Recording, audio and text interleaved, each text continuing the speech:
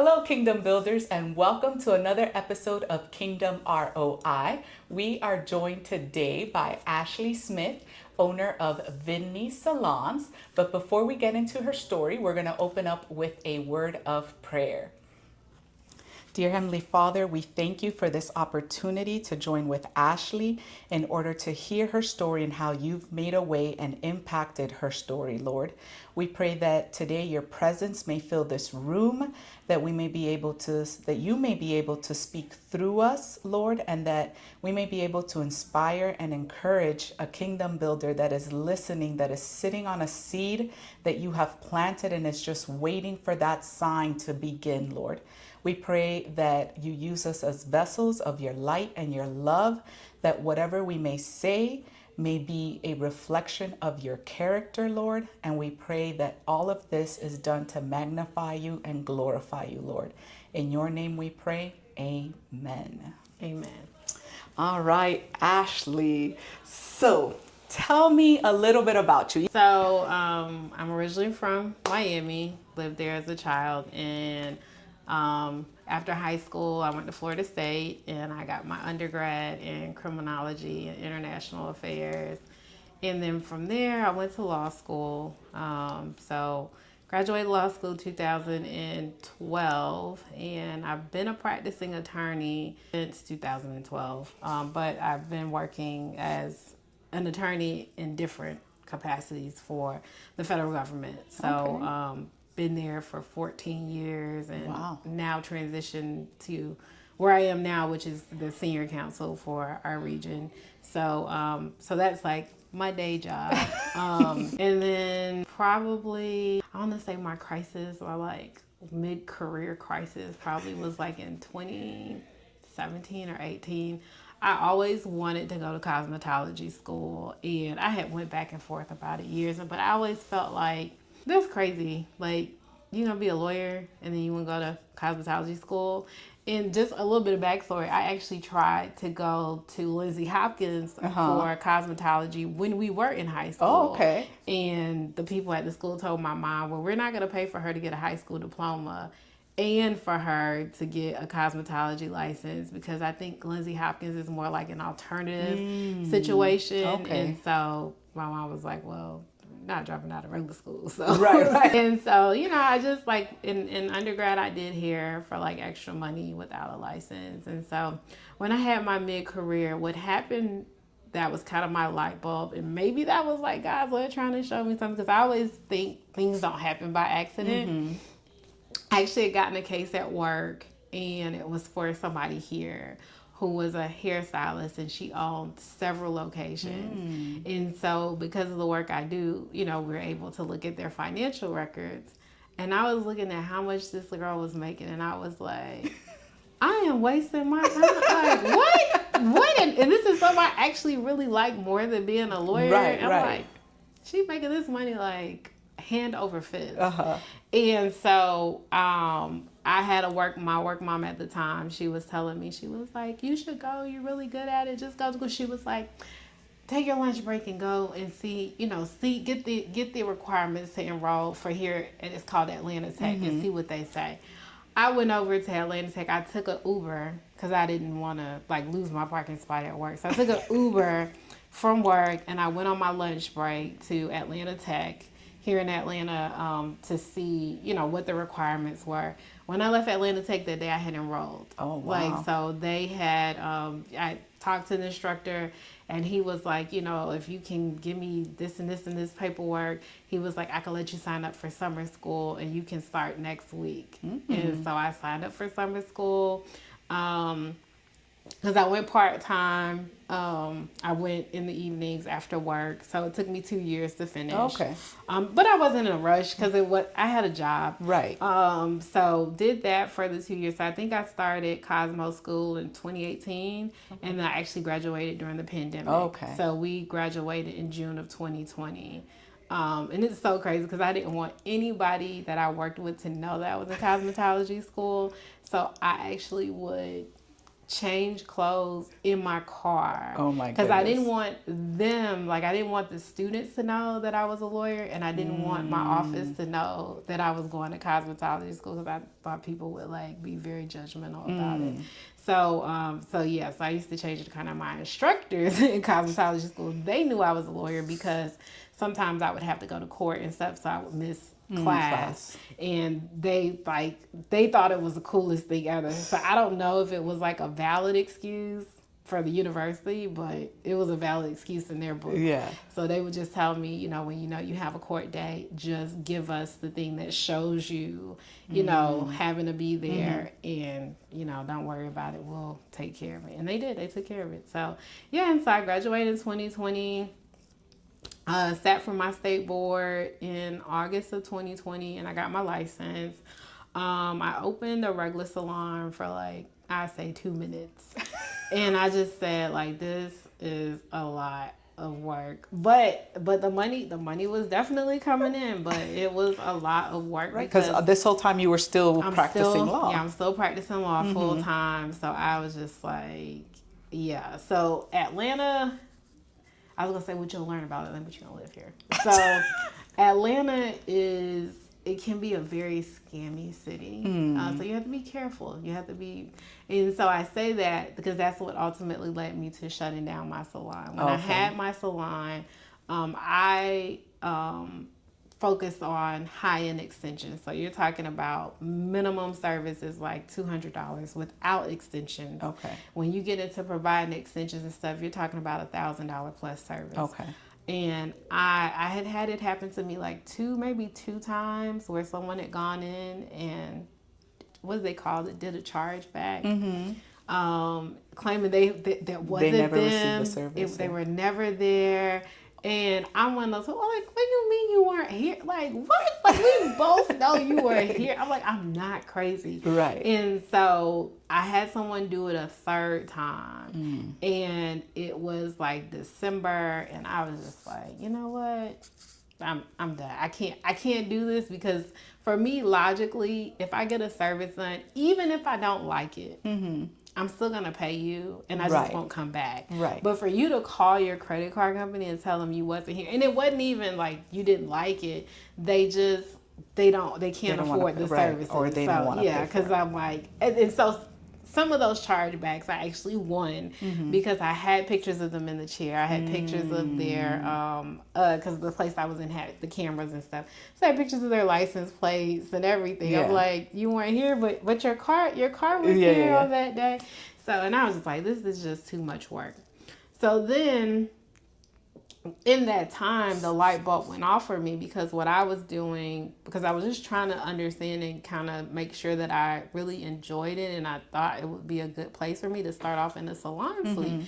So I actually had a bigger salon suite that I had, and I had another young lady in there working with me that I went to Cosmo school with. So we had it as a full-blown salon, but we were in a suite. And I was looking at how much we were paying, and I was doing the math on how many units they had in there. And I was the thing that stuck out to me, I was I've never seen the landlord since the first day when I toured. I toured and never saw them again, because it was a group of them, but it was one particular one that is the one who did my tour. I never saw them again. Never, ever, ever, ever, ever. Even when I moved out, I remember I texted 2 days before and was hey, my move out day is coming up. Is there anything I need to do? And they texted me back and they were yeah, when you leave, just leave the key in the shampoo bowl. Thank you. Thank you for your patronage. And that was it. That was it. Oh, they wow. never called, never heard from them ever again. So when I saw that, I was just this looks like it's a really good business model. There are some changes that I would make. So if you talk to my tenants that I've had, they'll tell you they see me, not all the time, but definitely they don't see me one time at touring and they never see me again. I would say that's probably the biggest compliment I get, is that I'm highly responsive and that they do see me and stuff is fixed very fast. So that was the end of 2020. And then where I closed down that space. So I just started doing a lot of homework, researching this business model. I would go out and talk to people that were the franchise owners with the chains and kind of get an idea of like, what it would cost to build, just gathering information. So probably for about a year was more like information gathering. And then the next year is when I started to actively look for locations. Looking online, driving around. I think I met with a commercial agent once, and that really didn't go anywhere. But I just started driving around. And I didn't find anything. I would say probably like 6 months within that 1 year of driving around, because I'm trying to get to the point where I actually signed a lease agreement. I saw a space that was not too far from my house, but when I saw it, I couldn't afford it. Like the price they had for it online was just like, wait, I was like, nah, I can't afford that. So keep driving around, looking at different parts of the city. And I think one night I was still Googling and that property came back up again. But I noticed the price was way cheaper. It was way cheaper than what it was. Oh, yeah. It was way cheaper. It was way cheaper than what it was when I first saw it. So I just put in an inquiry online for management to reach out to me. Okay. And I was in Lenox Mall just shopping, looking for stuff, and they called. And the guy seemed to be really cool, and it was just like almost like low-key desperate to get somebody in there, because he was like, we want you to come out and see it. But when you see it, use your imagination. Like, we can get it where it needs to be. So I felt like, for me, when I'm buying something, I low-key like for you to be like begging for my business. Like, it's just, I'm like, okay, so this is a situation I can come in and I can really do my thing, because for some reason, you're desperate to get somebody into the space. So went out and I looked at the space, and everything seemed to be okay, at least from what I thought. It was very ugly. I was like, Lord. But the landlord that came and toured me, his name is Evan. He he just seemed to be so, sure, like, oh, we can get this together. And I'm like, sir, I don't know nothing. Like, I don't know a contractor. I don't, like, what do you mean? And so, as luck would have it, or as I think God had it, my landlord, Evan, that particular one, because I think it's three of them that own the space, but he's the one that I deal with the most. And then there's another one who is more of their business guy. But he was he was a construction manager for one of the big construction firms here in Atlanta.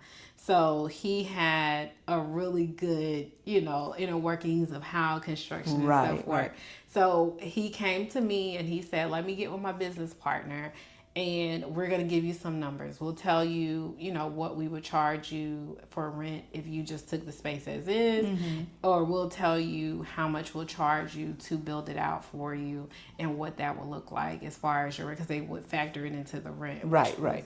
Amazing. Right. Because I'm like, I had some money to get started, but for salon suites, I see people trying to sell classes and stuff on how to do them online. They lie to people. They tell them just like 20, 30,000. No. For a basic model, and I mean like super basic, not this.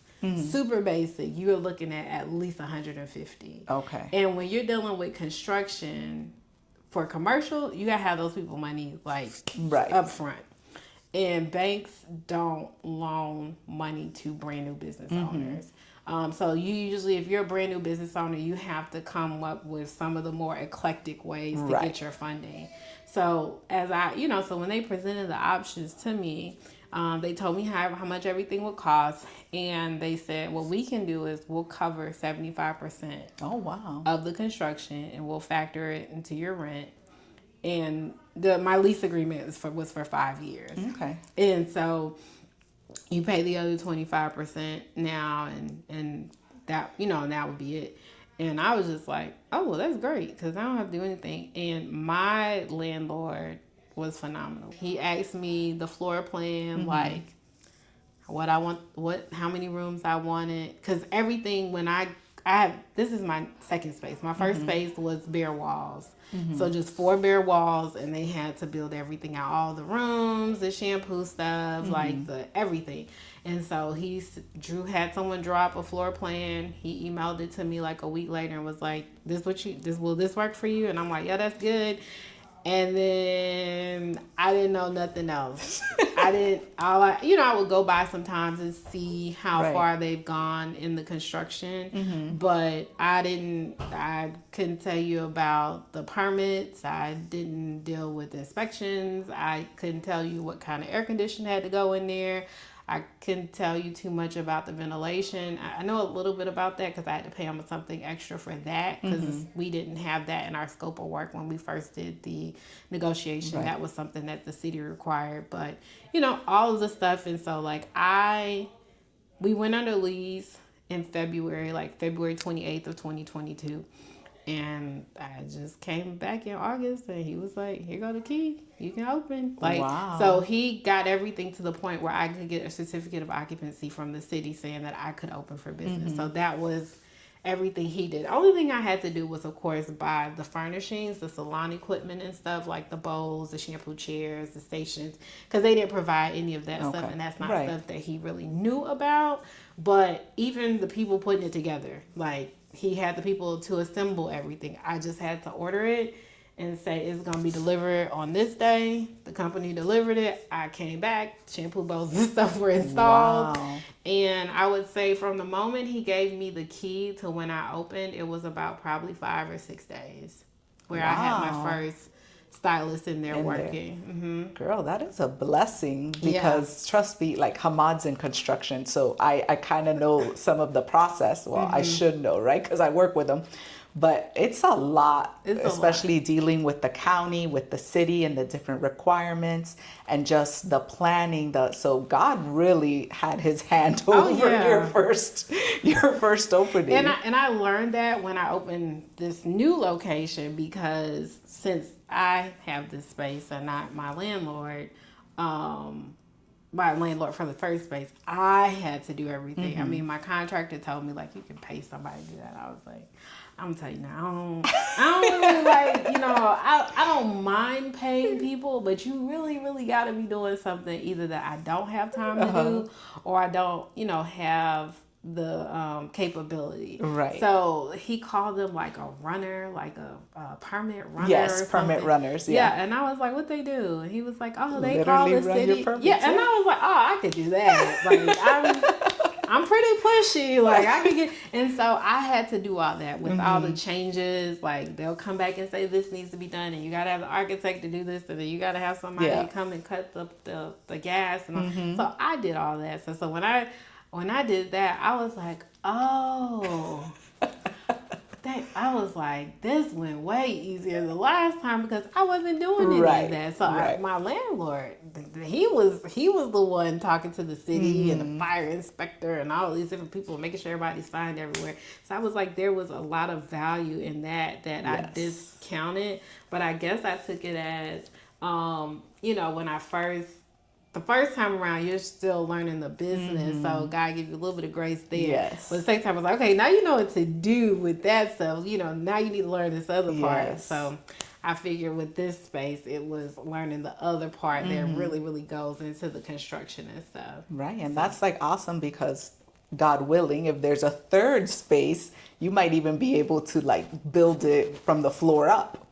Because now you know that process and God kind of gave you that knowledge. And one thing I'll tell you about Ashley, I've known her since high school. This girl is a hustler because I have seen you grow from high school to now. And I always tell her mom, whenever I see you on social media, I'm like, I'm so proud of her because I'm like, girl, you are doing it. I feel like if you had to build it from scratch, it's probably not that much work. And to be honest, I think that I'm very fortunate that my contractor, I call him my fairy construction father. Everything, I really, when we were doing this, I don't know. I'm like, I wanted to look like this. And he you want this? And yeah, here go the picture.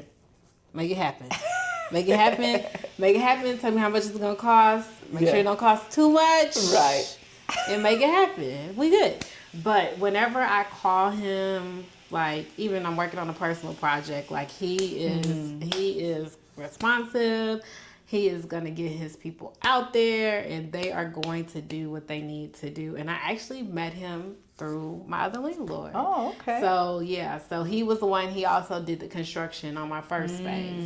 And so, I just decided to use him because people tell me all the time you have these bad run-ins with contractors and stuff. But highly responsive, highly dependable. And again, for that other space, I was very, very fortunate because sometimes when you're talking to contractors, they know how to build spaces and stuff, but there are a lot of nuances when you're building a salon in the state of Georgia. Like there are certain code requirements, there are certain ventilation systems, there's certain, you have salon grade plumbing. So even when I'm marketing the space to people, I'm like, you can go lease somewhere else, but I have actual salon grade, plumbing in here. So that means the lines are a certain width and they have certain lubrications and stuff that just help with all the chemicals and stuff. So I was fortunate with him because when he came in, he was like, oh, my wife's a hairstylist and I built her salon. And I was just like, what's the odds of me not knowing anything? So, as there were certain pitfalls with my first location, like I would call him and be like, this sink is clogged. And he would tell me over the phone, go unscrew this thing, pull it out. You're going to see it there. Because he's like, we installed these traps that stop certain things from go. And I was like, I would have never thought to install certain things in the sinks and because he's like, I already know they're gonna put stuff down the drain, they ain't supposed to go down, and then instead of you having to call someone, the thing that we installed is like $5 or $10 at installation. Like you just put it in there, you unscrew, pull it out, clean it out, put it back on, screw it on, and you're going about your business. Wow. So very fortunate for that. And so even in this space here, he's been very open. Some contractors, they don't want to teach you certain things, so they want you to call them all the time. He's like, I'm so busy, I'd rather show you how to do this real quick, and you can take care of it and just call me for the big stuff. That's awesome. So now let's shift gears. So we know how you got here. Now the name Vidni, where does that come from? So the name Vidni is, when I was in cosmetology school, you have to do your business plan and you have to create your fake salon. Okay. So I was like, my slogan was refining the individual in you. And so I was always like, well, if I'm going to open a salon, it has to sound bougie. But what? Like it needs to sound bougie. Like it can't be like Ashley's bumping car. Like nobody cares about that. I was like, it needs to sound bougie. And so the slogan was refining the individual. And for some reason, individual kept sticking out to me. So I played around with it and I realized if I cut individual in half and flip it around, now it's Vidni. So INDIV. If you flip it, it's Vidni. But it sounds bougie because people are like, what? Wait, what is that? And I was like, that was what I wanted. I wanted something that just sounded bougie. You didn't know what it was. But it just sounds really bougie because Atlanta's a very bougie city. So it just needed to sound bougie, and FYI, it is trademarked. I trademarked it probably about 2 years ago. And I bet that's the lawyer. Yeah. I was like, but you know what? Somebody must have saw it because when I went to get the domain, somebody had bought the domain for it. So I wanted to just do Vidni.com, and somebody went and bought it, and they said I could buy it from them for like $500, and I was like, no. But Vidni, it was about a year to get it trademarked, and I got the thing, and so it was just such a unique thing. I think they said someone in clothing somewhere has it, but nowhere for beauty or anything. Okay. Because you have to register it under certain categories. Right. But I was like, yeah, I'm not gonna think about that. So I figure as a business begins to grow and get popular and stuff, you'll have people that tries to steal your name. Right. So I was like, nah, I just want to shut that down right now. I'm real basic right now, but one day, I don't know. My stuff needs to be done right now, immediately. Yeah. So that's where Vidni came from. And then salons is just, Okay. when I opened the first space, it was salon-suites. And then I opened this one, I called it the Vidni Beauty and Wellness Collective, because it's supposed to be a little bit higher end vibe. But then with my people that do my websites and stuff, well, they don't really do my website, but like marketing, I do my own website.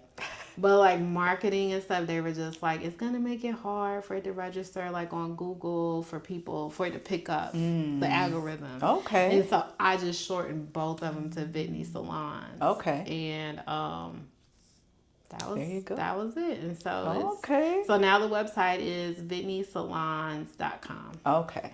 Awesome. Yeah, because I was like, I wonder if she named it after, because I know you're really close to your mom and like your grandma. So I was like, I wonder if it has something to do with that. So girl, you had me thinking. Yeah. Shifting gears to leadership. How do you keep God at the center of your business? Well, they always tell you, if you become a business owner, you gonna call on God a lot more often than you used to. And so I would say He's always at the center. I always feel like nothing happens by accident. So I feel like everything is by design, and I think it's by God's design. Definitely have to rely on my faith in like God, because even when I opened the first space, and kind of a slight pattern here.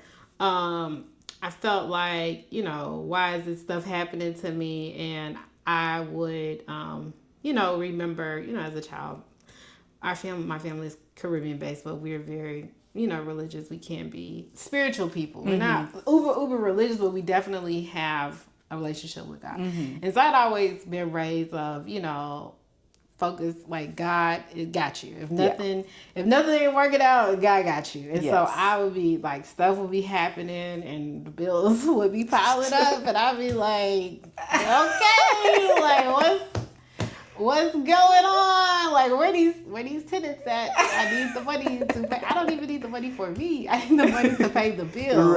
Right. And there would just be provision. Like, everything. It's not the most ideal provision, but it is enough to get you by into the good season. So I really felt like being a business owner has really strengthened my faith in God in other, that extends to other areas. But it's been in this area that's matured it for sure. Because as you're jumping into these different arenas, growing up in Liberty City and kind of knowing how my family is, like when I'm hearing some of these numbers, I just shield my family from the numbers, because if they knew the kind of stuff that was going on, like how much I'm responsible for paying every month and how much all this stuff, they'd be like, oh no, I'm not signing on it. Oh no. And I'm just like, let's see what happens. Like, we'll see what happens. We'll see what happens. And it works out. I mean, I think for me, it's just also kind of the circle of like people that I've been fortunate to meet here in Atlanta since I've been here. Like they just have different ways of like thinking. And so, I'm like, I see all these other people involved in other things, in the way that they think, in the way that they process money and finances, and I'm like, oh wait, you could do, I didn't know you could do this, but you could do this. So I'm just throwing stuff out there and seeing what works, and it's been working. So the first location opened in 2022, so that stuff has been taking me through now. Like we're gonna see, we're gonna see. Hopefully y'all don't see me on the news for bankruptcy. No. But yeah. So I think God is definitely at the center of my business. Also, before I even like jump into, I guess, really big stuff, I am always telling God, like, if I ain't supposed to have this, or this isn't supposed to go this way, like I need a sign. And I'm like, I need a real earth sign. Like you don't need to send me to no verse in the Bible. Like it need to be something. Like I need to walk in there and the building is just like got mold in it or something. I'd be like, okay, this ain't my building. And that's usually what happens. Like, there was a space before I found this one that I really, really, really wanted. And I didn't understand why the landlord would not allow me to rent it. Like, it was just, I was like, what better? Like, what? Like, I got the financials to show the success of the other space, and it just didn't work out. And this one, I was able to get in. I don't really advertise. I was able to purchase it, but I was able to purchase it, which is, if you know anything about commercial real estate, it is very hard to get into. So I was able to get into it. I was able to partner with the city of Atlanta to help me. Okay. So, and even that was by happenstance, completely by happenstance. And so, so I got something better. I went from, potentially just leasing another space to coming here where this is mine and, whatever. And there's other, there are trade-offs that come with that, but there are definitely more upsides, I think. So it allows me to play a bigger game. So, yeah. So he around. He around everywhere. Yeah, I have goosebumps. Look at that. Yeah, and I love what you said about mindset, right? How sometimes, and I know with my family too, even though there are some people that are entrepreneurs, but how our generation and the importance of the people we surround ourselves with. Because when we have conversations with other entrepreneurs, it's a different type of conversation. We're not talking about little things. We're talking about how can we make this dream or this idea a reality. We're not talking about like, well, what can go wrong? Like, yeah, we think about those things because it's, you have to. But the fear is almost lessened by the ambition or the drive per se. Right? So it was funny that you said that because that's kind of how this podcast was birthed. How can I inspire people to make that dream a reality? Right? And it's like, and I want to talk to different people. And at first the calling was to keep it local, but my prayer has been, Lord, you will put the people in my path. Like, I don't want to chase people. Just put a thought in my head. And that's how I kind of reached out to you because we happen to be here on vacation. I'm like, I know someone in Atlanta. And then that's how this came about. And I love that you said that because it's just a different vibe when you're with other entrepreneurs. And that's awesome that you said that. I'm really glad. Now, I feel like your background in law kind of helps a lot of what you're doing. Can you kind of give us a little bit of background, like how that kind of maybe impacts how you move or how that influences how you lead? Because girl, I know, I see some of your stories that you're be putting like on your lease and I'm like, ooh, I might need to get in contact with her to help us do some of our... Listen, I will say this. I'm always on social media and there is this guy who goes around to like different parts of the country. I guess he goes to like more of the well-to-do areas because he was up in Wellington at one time. Okay. That's like it's something with a W. That's like the really, really high-end area of West Palm Beach. Okay. So he was like stopping different people, like, what do you do? Like, tell us about your business. Yeah. And so he had stopped the guy, and he asked the guy, like, what is one of your biggest regrets as a business owner? And he was like, not going to law school. And he was like, why would you want to go to law school? Like, you're a multi-billionaire, blah, blah, blah. And it was like, you spend all this time and you spend lots of money on lawyers when you're in business because you just don't have that understanding. So for me, my focus area in law school was contract law. Okay. So I took contracts. I always was the top performer. We call them Cali Awards in law school for contracts. And that led to me being a teaching assistant for contracts law my second and my third year of law school. And so I've always been really good at reviewing contracts, interpreting contracts. Obviously, I can write you a contract. So, that has probably saved me all kinds of money because when it comes to this business, I've been able to, this specific business, like draft my own lease agreements. And a lot of times when people see the lease, like the service providers, they're always like, this is a real lease. I'm like, yeah. I'm like, yo, I used to not let my tenants know that I was a lawyer, but now I do, and I'm like, I'm a lawyer, like, but I'm a real lawyer. Like, I don't know if you've been dealing with fake lawyers, but I'm a real lawyer. So, with even just the stuff dealing with them and legally and like what's required, because before I make certain, they call them business decisions. One part of the business decision is kind of calculating the cost of your business decision, which legal comes into that. Right. Like, okay, like I might not be able to. So, for example, if you see with a business, there's a recall on cars. Some companies don't recall the cars because it's cheaper for them to pay whatever it is you're going to sue for than it is for them to recall all the cars. So that kind of stuff is like plays into my mind. Like, legally, what can I do? Like, legally, what can I get away with not doing? Like, all that kind of stuff. Like, worst case scenario, like what can happen? I always think of like, I have a whole full-blown legal analysis. Even when I'm dealing with just even at the more upper corporate level, when I'm dealing with like my contractors, reviewing my own commercial leases and stuff, I'm reviewing them. I'm going line by line. So like, even when my landlord on my first phase, when he got my first offer letter that had all the stuff, and he was like, you got everything in here down to the paint color. Like, you want this incorporated into the agreement.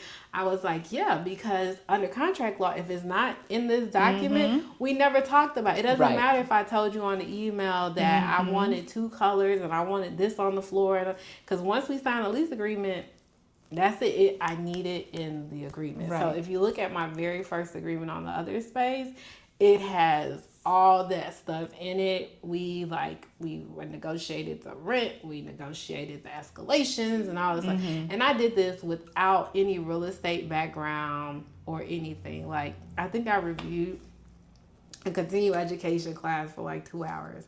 Okay. And then on commercial leasing from a legal standpoint, just to see and make sure I was doing everything right. And that's it. So when real estate agents have seen my first lease, they're like, you negotiate all this by yourself? So yeah, like the business stuff, when it comes to it, doesn't scare me because I am a lawyer and I can move kind of with that confidence of, this is what you're going to do or whatever. And it also helps people not to railroad me. The lawyer, it just never really cuts off in the world of business for me. So whenever you could be calling me to cut the grass and the lawyer brain is still running. Okay. So, it is just so valuable. But, being in business, I've saved money on contracts. It's helped me to understand certain things. And then the thing that also takes things up another notch for me is not only am I a lawyer, but I'm a tax lawyer. So a lot of like business, financial, legal compliance and stuff, I know that stuff like by the back of my hand, like what your book should look like and everything that has to be stuff. What kind of positions can you take? Like, so certain accounting positions. So I get from some people like, oh, do you have an accountant? Nope, I don't have an accountant. And they're like, well, you don't have it. I'm like, I've been going to accounting school for 14 years. I could probably tell you better as an accountant how to keep your stuff than you could tell me, which I find a lot of times, because when I get stuff at work, I'm looking like, who set this up? Like, I would have never set this up this way. So yeah. Yeah. Okay. Awesome. Yeah. So you save a lot. You save a lot of money, but it is very comforting, especially as a woman. People usually don't think that you really know certain things, and it just catches them by surprise, because in this field, especially the commercial space, you deal with a lot of men. It is very male dominated. So they be me and they just be like, yeah, whatever you thought this was about to be, it's not about to be it. So let's cut the crap and let's get to what we got to get to. Right. So I love to ask about money and tithing, right? And you, being a tax attorney, have a unique view on tithing, which I think a lot of our viewers might share with you, because I think once upon a time I shared the view that you have. So tell us, what's your view on tithing and on being a giver, knowing what you know, and being able to legally tell us what you can. Okay. I think when I first became an attorney, because that was like the first time I started making like real money, And I mean, I honestly did it in college and law school, but it's easy. It's real easy to tie when you're only making like $300 a month. Or like, yeah. When you start making your salary, you're like, hold up. What you mean? What you mean? Look. And so I tied pretty faithfully back then. But then one of the things, and it's a big problem I have with here in Atlanta, like it's part of it being a very showy city, is that I would be the first church I went to when I first moved here. Every Sunday, they would always tell you how much they collected the Sunday before. So also, as a numbers person, I'm like running numbers. I'm like, all right, so y'all bringing in like $16 million a year. Oh, wow. You know, that's a good money. But, you know. Ashley's about to go to theology school. No, I'm not. Don't get me started for like, that's why we got so many pastors. But, you know, I'm running the numbers and I'm like, okay. And then I'm real big on, I'm one of those people, I definitely look at the lifestyle of the pastor. What's going on? What are you doing? Because a lot of churches, they don't want to disclose what his salary is. But you see, like, my pastor of the first church, he had a helicopter. I was like, y'all not feeling that. But then, you know, I would be involved in certain ministries and you would talk to like the parents, because I did a lot of stuff with like the teenagers and stuff. So like the parents might have an issue coming up with their college application fees, or they need groceries in their house or something. And the church just had this like super in-depth qualification process. And I'm just like, bro. Because I would go to the minister and I would say like, hey, minister so-and-so, like, you know, we got so-and-so in the program. They're having issues coming up with this. Is there anything? Well, you know, we got to make sure they're a member and they're doing this and they're doing that. And so in my mind, I felt like, you know, pause. I got to give this disclaimer. While I am a Christian, I am not the person who knows all the Bible verse. I can't tell you where to find nothing.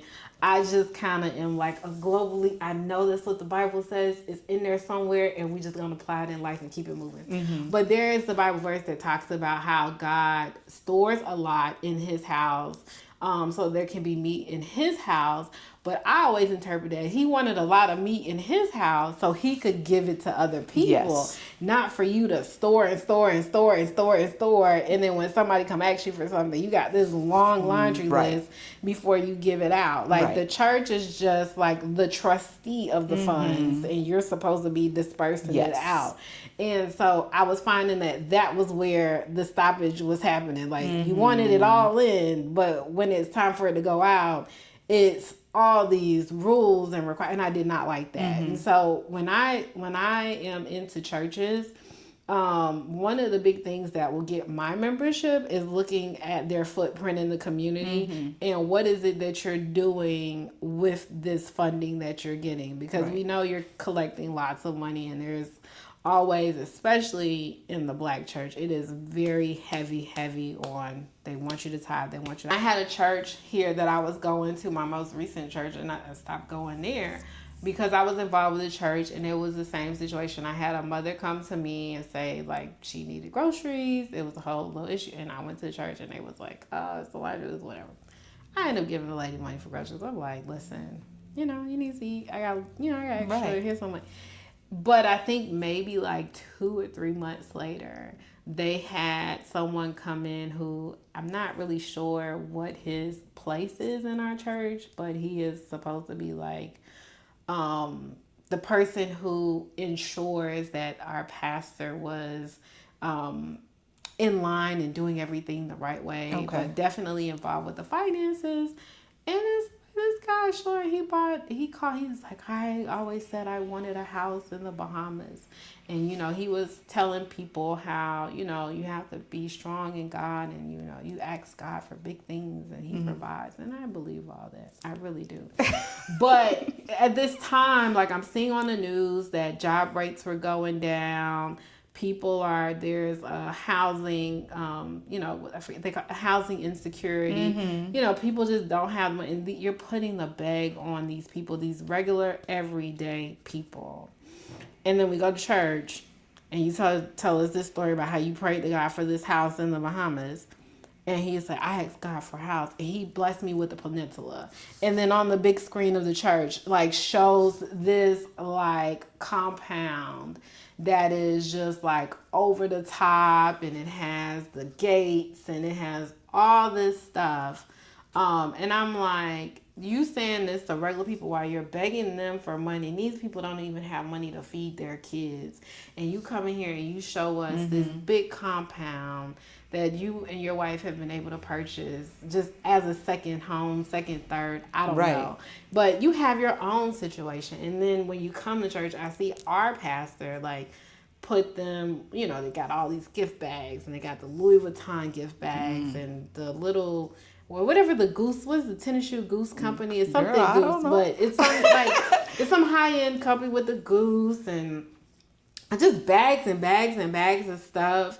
And again, you know, because I'm in this, I'm like, you can see the extensions on. I'm like, those are $2,000 extensions. So, you know, you got all this extra. And I'm like, and all of this is being financed by the mass of these regular people. I mean, myself included, because I'm not at your level, but I'm also not, you know, really. Right. But still, you're taking the money from these people, and you're just, you are living. What was that show that used to come on MTV when we were younger? But you know what I'm talking about. The Cribs or whatever. Yeah, Cribs. And like you are, that's the kind of life you're living. Yeah. And it's unfortunate, right, that there are churches, and this is something I teach my children too, right? Discernment, which is something that you're having, in being able to see the lifestyle doesn't match the outreach to the community, right? Now, if it matched, then you can be like, okay, well, God's blessing that outreach. But when it doesn't match, then obviously we have to have discernment in, okay, this is not maybe the place where I should be putting my patronage, right? Because if you're not being the hands and feet of Jesus, then you're not preaching what the word should be doing, right? And that's probably one of those churches that Jesus would go and flip some tables at, right? So 100% I agree. And I did share that mindset with you until we kind of became members of our church, and we see the ministry, we see the outreach, and we are included in the ministry. So like yes, and that's unfortunate, right? And it's good that you see it as like, well, I may not tithe in this traditional sense, which you still kind of do, but that you personally are extending that ministry and you're blessing others, which is what God also calls us to do, right? So it's like, yeah, we may give our 10%, but if you see your brother or sister begging on the street, then you should also help. My personal beliefs is when you give something to anyone, like your blessing isn't tied to them. Like, that is just good juju that you put out into the world, and God will find, if it's necessary, he will find some type of way for you to get that back. So I was like, I don't do no deep analysis. If I can see you and visually, like, in that moment, like, you need a little help here, because if you are taking advantage of me, God will deal with you on the back end for that. Like, I don't have to be, oh, well, you know, she's to judge. That's God seeing, right? Like testing your willingness to give and testing the temptation on their end. So he orchestrates everything, and I agree. Like, and my parents always taught me that, because in Miami, the homeless people are everywhere. And I know my dad wasn't a lot of about faith, but my mom was. And like, whenever we would give people money, my dad's like, oh, they're just gonna go buy drugs or alcohol with it. And my mom's like, that's not for me to judge. I give because that's what my God calls me to do. Whatever they do with it is whatever they do with it. Like, that's out of my hands. So for our women out there, what would be some advice that you would give them when starting a business? I mean, this isn't necessarily targeted towards like women, anybody, which is, make sure you do a lot of research on whatever the business is that you're going into, you know, like, talk to people. I find, maybe because I'm like a more all up in your face person, I don't have a problem talking to you about your journey and, how do you feel about the business. So do a lot of research, because if you do a lot of research, you can save yourself a lot of time. So, for example, in my industry, a lot of people, they'll see and they'll be like, I heard those can be very lucrative or what. I'll be like, I'm going to pause you right there. And I'm going to say, like, and I tell them, like, did you thought about this big number over here, but did you think about these things? So I also, to the extent that you can, find a mentor, join a lot of like the chambers of commerce groups. Most cities, especially big metropolitan cities, they're going to have, pretty cohesive chambers of commerce, and they have lots of programming. They have programming that targeted towards women. They have programming targeted towards like young professionals, young entrepreneurs, and those are completely free. One thing I like to plug to people, and I'm like, they're so dismissive of it. As an American, you're already paying a lot of money in taxes. So the Small Business Administration actually has I guess you would call them sites throughout the country, but I know we definitely have them here in Georgia, and I assume they're everywhere. But they call it the Small Business Development Center, SMBDC, so whatever, SMBDC. They can Google it. But if the small business, so basically these are like small business incubators, and they're completely free. So you see people selling classes and all this stuff online, like, oh, you can pay $1,000 for my class because I opened one hamburger shop, and I can tell you how to open one for $1,000. If you join in with the SBA, they give you a business advisor for free. Okay. And usually your business advisor is someone who has a lot of like business experience. These are people that are used to, prior business owners themselves. They are prior like VPs of companies and stuff, and so this is like their retirement. I'm just doing something. Yeah. Like those kinds of people, but they are what do they call them? Credential based, legitimate business advisors. Okay. Like they have the credentials, the experience, and everything to go behind it, but it's completely free to you as a small business owner. You just have to get into it. Oh yeah, and that's great advice, especially for a lot of people that are worried about the funding, right? And I know during COVID, Hamad used SBA loans and stuff like that like I think at one point you didn't even have to pay it back. Yeah. So it was like that. Those are great resources that oftentimes people don't know about. That's really good advice. Now, one thing that we haven't really touched about, because obviously as entrepreneurs we know that there will be those down times or seasons where we don't see the fruit. How do you handle those seasons? So for me, I have always told myself from day one, especially with this business, that this is more of like retirement. Like this is a long-term play for me. So I'm not necessarily looking for like the immediate gratification. Honestly, to this day, my business has been open for 4 years. I have never taken money. Well, no. Let me reverse that. I've never taken money to live off of out of my business. I do pay myself every year, but it's literally the exact dollar of the taxes that are due for the business. Okay. That is the only money I ever take out the business. Okay. So I am one of those people that reinvest immediately, like 100%. Okay. Which is also partially why I don't have a business partner, because I already know like most people are not gonna think the way they're like, I don't want my money now. And I'm just like, grow, because at some point I'm probably I'd say probably around like 45, which ain't that far. I probably be like, all right, now it's time to start. But then there have been so much growth in that period of time that, it's not a big deal. So yeah, but in the moments where it's like, well, maybe the money ain't even coming through the door. Like I said, my big thing is always trying to make sure that I have enough money to pay the bills, and then I figure the rest will come later. I lean heavy on my friends and I lean heavy on my family, but really my friends. My friends will probably tell you that phone line be ringing. Like, they like, what is it today? And so they were like, it's okay, it's gonna be okay. And I would say my two best friends are probably, they're very involved with my male best friend, Kevin, because he might see this and be like, but She didn't shout me out. yeah, he is like he's my second business partner, my unofficial business partner, whatever. And so he is like, this is a long-term game. Like, every time I get frustrated with it, he's like, this long-term game, it's long-term. Have you been able to pay the bills this month? All right, that's all we needed. Just this month, and it's gonna grow.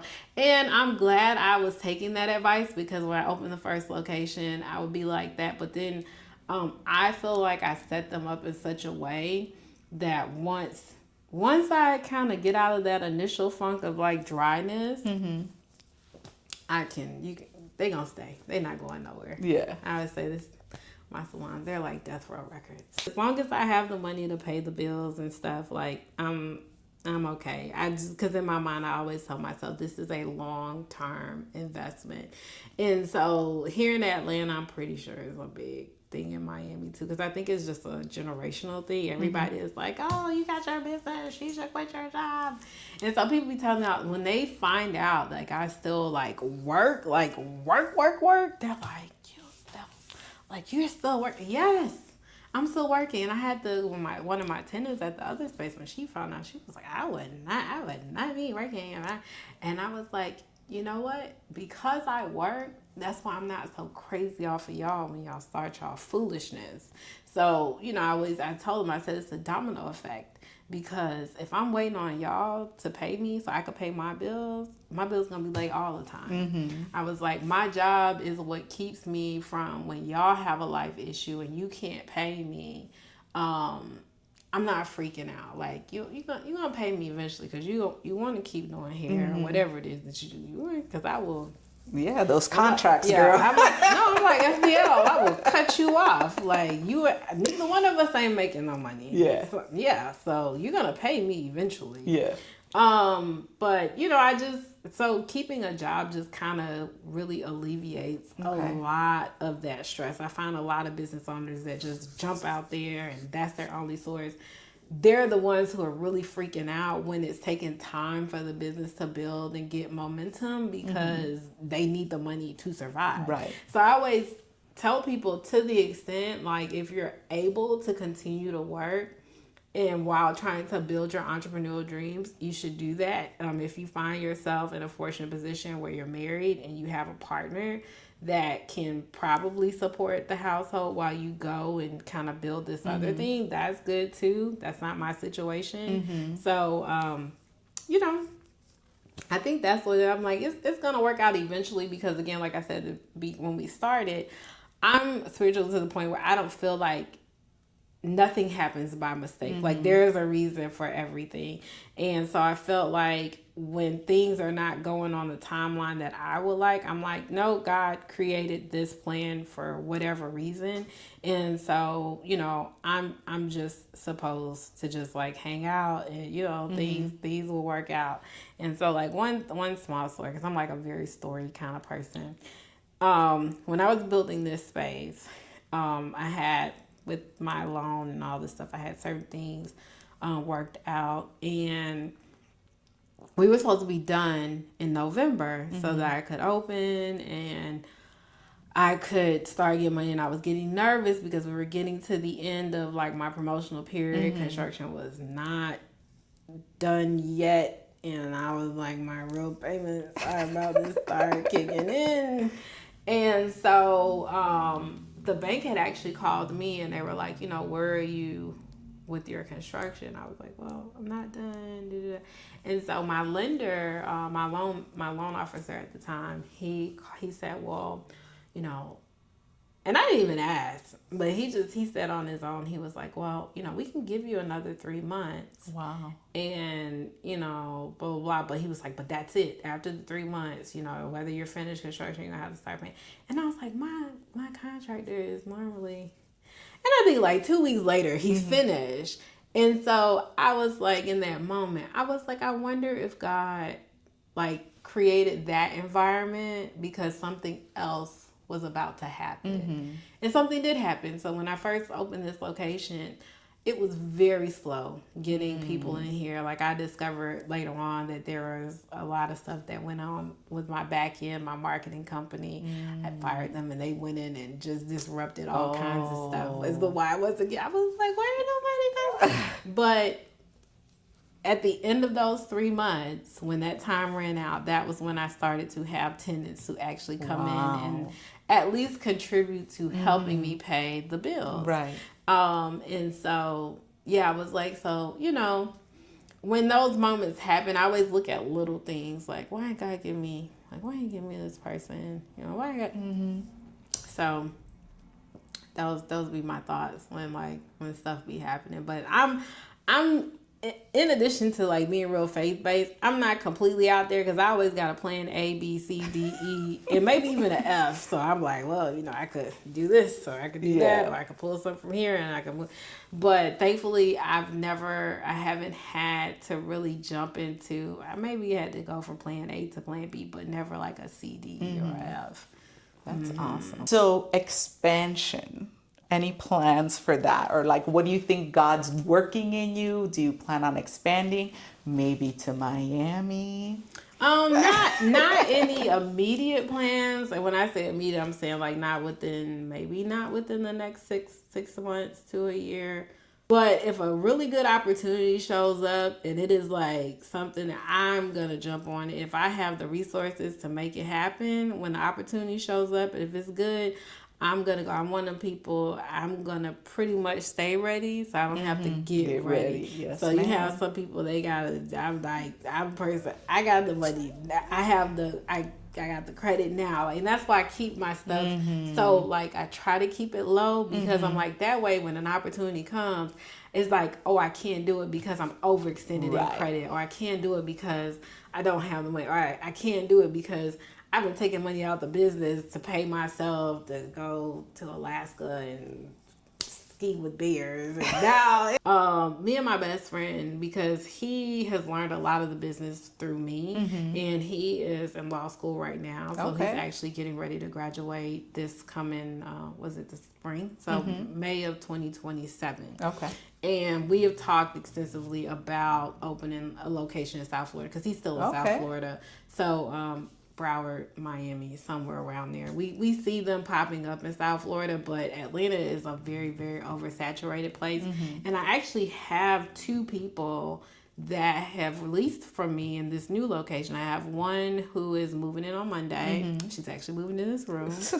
She is from Tampa. Okay. And I have another one from Orlando, and they come up like twice a month to do services, but they live down there. And when they come in, I notice, I'm like, they come in, they love it. When I saw you doing this, I told my husband, I'm like, there's nothing like this in Central Florida. And I'm like, I kind of want to talk to her and be like, how'd you do it so that I can do it too? Or like, hey, if you're down there, we can help you do it because, we're in kind of similar spaces. Yeah. But yeah, girl, especially in Central Florida, I have not seen anything. Well, they have. They're starting to kind of pop up where you have different types of things. Nothing like this where it's fully like targeted to the beauty industry. So, because I know I did my lashes and one of these types of things, I was like, oh, they're starting to pop up.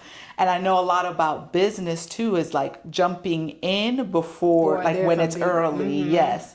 So I was just like, yeah. Yeah. So I think, as I continue to grow, I was like, I might do maybe one more location in Atlanta because this is where I live. But I would be venturing to go into other markets. And I think South Florida would be really good for me. My mom is actually retiring in March. Okay. So I'm like, for me, the biggest thing is having somebody there that can like meet with contractors and stuff. But I set these spaces up without giving away too much trade secrets, but I set these spaces up where they are pretty remotely controlled. So there is potential for it. It's just you gotta breathe first. Yeah, I gotta breathe and want to jump into it, because especially my second location, it took a lot. Like this was like a much different experience. I'm like, what? And then also moving into other markets, I would have to find another contractor and dealing with that. And I'm like, my current contractor, I'm kind of like baby. Yeah. You know, something that's like small little delicate. Listen, God gave you the people here and the knowledge so that you can go and continue. Yeah. So there's possibility, a strong possibility for expansion. I don't know how my office is gonna feel about that. My job. Well, listen, maybe God's pushing you to finally jump out in faith and be like, all right, God, you got this. Well, here's the thing. That was the plan from the beginning. Like, I thought, I'm going to get my stuff together and I'm going to transition. I'm going to leave this behind. And the thing that had kind of pushed me over the edge to go and apply for cosmetology school was actually something that happened at work. And I could tell this story on a more public platform because this person does not work for us anymore. But at the time, I had a huge blow up with my current manager. And, I saw certain people being groomed for promotions and stuff within our agency. And I felt like I wasn't getting the experience that would even allow me to even qualify for these promotions as they came up. And I went to my manager and I told him. And he let it slip out. And he was like, it's not your time yet. And I'm like, what do you mean it's not my time? What do you mean? What do you mean it's my time? Like, I see you doing it with people that started the same day as me, people that started after me. Like, they're being groomed for these roles. And so that's what pushed me to go to cosmetology schools, because I was just like, well, if this isn't going to be where I, do my thing, do my big one, then I'm just going to go create my own thing, and I'm just going to leave this job behind. So I don't ever have to feel like I need this job. So I went through the whole process of going through cosmetology school. I set up the first location. And at that time, I had transitioned into a different group in my agency, and I was working for a different department, but same job, just a different department. And I seen a position, I seen a role come up, which is the role I have now as student counsel. I seen the role come up, and so I was like, I'm good. I don't need that extra money. I have my business. Like, I don't need to. And my manager called, and he said, which is our division regional counsel, regional manager, but everybody's attorneys here. Yeah. And so he was like, oh, he really wants you to apply for that role. The role that he wanted me to apply for was the one that I was going crazy about with my old manager. Like, I'm never going to have the experience. Like, I don't never ever qualify. And I was like, he wanted me to apply for it? I'm like, I didn't have any of the experience. I was like, no, I'm not really interested. My manager at the time, he knew I had a business, and he was like, listen, either you could apply for the role and you could actually get the money for it and the title, but he was like, I feel like they're going to start giving you the work anyway, so do you want to be paid for it? Right. And so I was like, oh, and I applied for 8 months. I didn't hear anything, and in my mind I was like, well, government works slow too, girl. Yeah, I was like, why would you have me to apply? But they didn't contact me for an interview. That's like, absolutely. So I was like, I'll probably get it, whatever. So I went on vacation with my friends, and I came back, and I had overslept. I didn't get up for work on time the next day. I was like knocked out in my bed. Knocked out. It's like 11 o'clock in the morning, and I usually go in at 6. So for me, that's a long time. God, yes. So when I woke up, I looked at my phone. I saw what time it was. But in addition to that, I saw that I had like 10 missed calls, a text message, And I could see my direct manager's number was one of them because his number was saved in my phone. But I also had like these other 202 is Washington D.C. Okay. So I saw all these like D.C. numbers, and I saw one for like 469, which is out in Texas, which is where my regional manager was. And I was like, in my head, I was I'm getting fired. What did I do? So the first person I called my bitch. I was like, let me see what's going on. Let me call him. So I called him. He was like, where are you? And I was like, oh, I overslept. I came back from my trip and my flight. It was all this stuff. He was like, okay, don't worry about that part. He's like, I'll tell him something. Don't worry about that. He was like, you need to call. You got missed calls? And I was like, yeah. He said, you need to call. I was like, no, like I'll call him back, but tell me what happened. And he was like, no, they need to tell you. I was like, is it something bad? He was like, no, it's good. And so I called, and it was our regional manager telling me that I had gotten a role with no experience. Wow. So all the stuff that I was fighting over, and it was just like right after, like just a few months after I had opened my business. So that was like in March of the next year. I opened my business like late August in March. But to give you an even better timeline, I opened the business in August. So you could really say like September 1st. I got that call to apply for that role in November. Like, so a month later, then it was like, okay, so I felt like God had delayed me even thinking about that role, or thinking I was going to be underqualified for it, because he was trying to send me to cosmetology school so that I could go through this whole process to end up here. And then a month later, after you get everything up and running, he's okay. Now I'll give you this role that you want and that you would just been fixated on. Because had I gotten that role, you probably wouldn't have gone to cosmetology school. No. I would have been content just being this super lawyer. Because in my mind back then, my role that's the super lawyer of the agency, like there. And so then it was just given to me. I'm like, y'all, I don't know. Like, I don't know what I'm doing. And everybody's always like, you'll figure it out. And I have figured it out. So I've been in my role now for 3 years. So I'm like, I got the role, I got the business, and it's growing. Great advice. Well, thank you, Ashley, for joining us on another episode of Kingdom ROI. And we will see you later. Bye-bye.